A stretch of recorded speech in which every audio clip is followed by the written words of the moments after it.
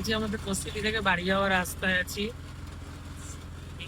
বাড়ি যাচ্ছি, অটোতে আছি। তো আজকে আমাদের ট্রেন প্রচুর লেট। আমাদের আজকে জনশতাব্দী টিকিট কাটা আছে সুপার ফাস্ট।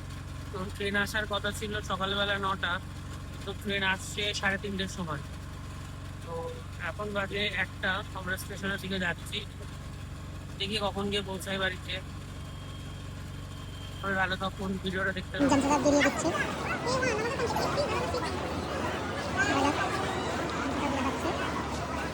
আসছে হ্যাঁ ইয়ে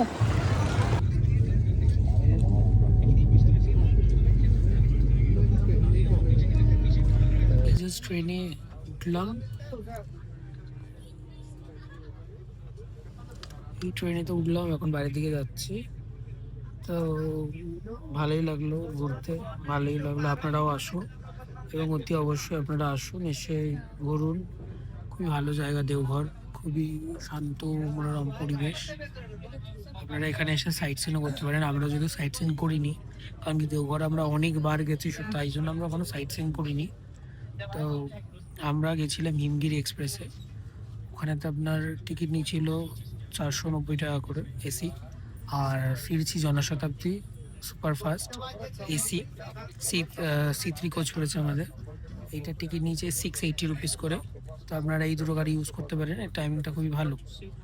আর আনফর্চুনেটলি আজকে ট্রেনটা লেট হয়ে গেছে, আমাদের রিটার্নিং ট্রেনটা। কিন্তু আমাদের আসার ট্রেনটা একদম ভালো টাইমে এসেছিলো, সঠিক টাইমে এসেছিলো। আর মোটামুটিভাবে এখানে আমাদের অটো ফেয়ার তো আমি বলেই দিয়েছি, অটো ফেয়ার 250 রুপিস যাওয়ার সময় লেগেছে, আসার সময় 250 রুপিস লেগেছে। আর খাওয়া দাওয়া তো এখানে আমরা সৎসঙ্গ আশ্রমে খেয়েছি, যেটা সম্পূর্ণ ফ্রি অফ কস্ট।